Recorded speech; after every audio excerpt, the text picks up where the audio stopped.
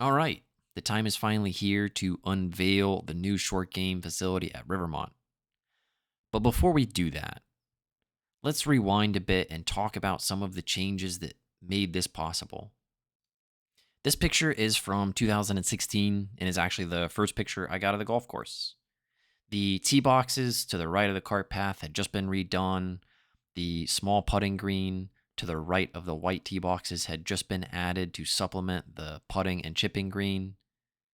But you can see here that the current tee boxes that we use aren't built yet. In 2017 or early 2018, we built our first tee box to the left side of the cart path. This was a new permanent home for the red-white combo tees. In 2019, along with some other work on the golf course, we built 3 new tee boxes on number 1 and also reworked the cart path to be closer to those tee boxes. A few months later, we were fully utilizing those new tee boxes, which started to make the old tee boxes a bit of a redundancy. And that's when Mike and Chris eventually sat down and tried to reimagine what the short game facility could look like if we took that space back. And then earlier this year, we blew it up, started over. And you can see here the first rough draft of that project that will eventually get tweaked a little bit as we went along. So after a conversation with Mike, we decided to adjust the plan slightly.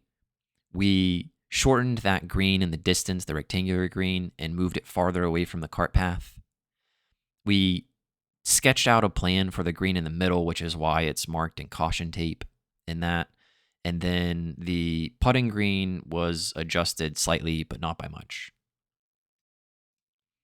As you see this evolve from just dirt and holes in the ground to grass that's alive and beautiful, I wanted to take a second to give a shout out to the guys behind this.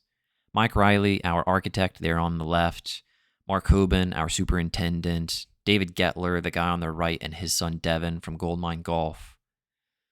You know, I consider myself a little bit more educated than the average person on things like agronomy and golf course operations, et cetera, et cetera.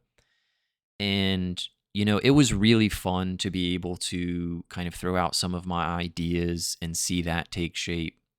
But it was also very enlightening to kind of be blown away by these guys and their expertise, the things that they know that, you know, even someone like me had no clue about. For me to be able to throw something out there and them to say, well, that's not going to work because, or how about we do this instead? I think it's often overlooked that this stuff is not easy.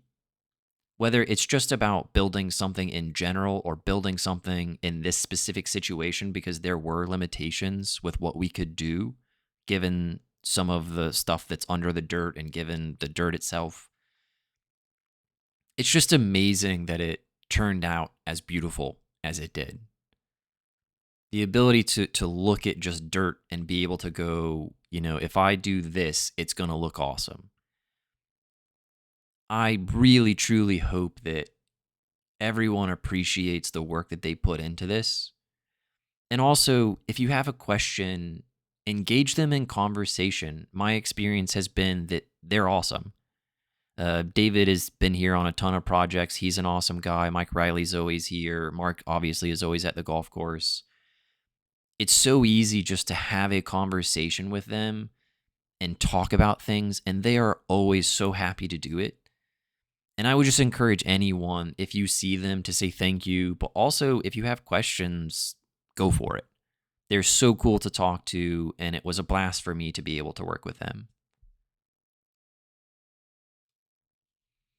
And now it's time for real to unveil the new short game facility at Rivermont.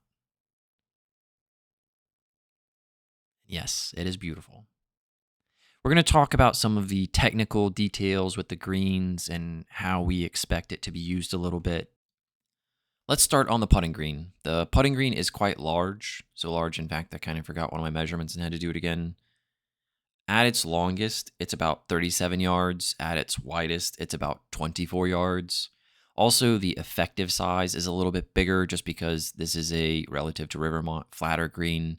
It has some spots that it can get bendy, but for the most part, it's fairly flat. That makes it a great place to warm up. It makes it a great place to do some drills. If you need some bendier putts, you can always use the green on the front lawn, but you shouldn't really bump into anyone here. Now let's move to the rectangular green in the back. This green was designed to be very simple relative to most greens at Rivermont. It in the front is sloped back to front, and once you get to the midpoint all the way to the back, it is pretty much flat until you run off the back of the green. The entirety of this green is tilted slightly to the right for drainage reasons, but this gives us the ability to work on very, very simple chips and pitches. If you're on the front side of the green, everything is going to be slightly upsloped until you get to the flat part. On the right-hand side of the green, everything is upsloped. Everything on the left side of the green will be downsloped. And if you get on the back side of the green, you can work on hitting shots through that false front or over the false front and trying to get it to stop. If you go on diagonals, you're going to get some break in your longer chips and pitches, etc., etc. This green was again designed to keep things fairly simple. You have access to it from the bunker, as you can see. Also, we are going to have 4 semi-permanent hole locations, but we're only going to have 2 baskets. You can, if you need to for visuals, move the basket from one hole location to the next, but there's not a need to have a bunch of hole locations on this green. Now let's move over to the middle green. If the rectangular green was designed to be simple, the middle green was designed to be devilish. It is so slopey and it's so hard to accurately depict that in the pictures and videos that I have. You'll just have to get on it to see it. There are a ton of lies that you can hit into this from, but all of them are challenging. I told Mike when we were talking about this green, what I wanted was for it to feel like you're on the backside of 15 at Augusta National. I think if you practice here extensively, you're going to be prepared for any other golf course you could play on, as well as being prepared for some of the weird situations that you can find yourself around some of the greens at Rivermont. This green will host 2 hole locations and then we'll have movable baskets so that you can challenge yourself to any spot you want to on this green. As far as distance is concerned, there is plenty of it. From the front of the artificial turf tee to the front of that middle green, we have about 28 yards. The middle is 39 yards. The back is around 50 yards. To the front of the rectangular green, 70 yards. The middle, 81. And then the back, 92. And then on the other side of this green, you have about 8 to 10 yards, I believe. So there is a ton of ability to create distances. Obviously, that is going to depend on how many people are out there. When you hit longer shots, your lateral dispersion cone, so how far the ball could potentially travel left or right of your intended line, goes up. So what we expect is for you to use your best judgment when it's okay to hit those longer shots. And if your best judgment isn't good enough, borrow someone else's.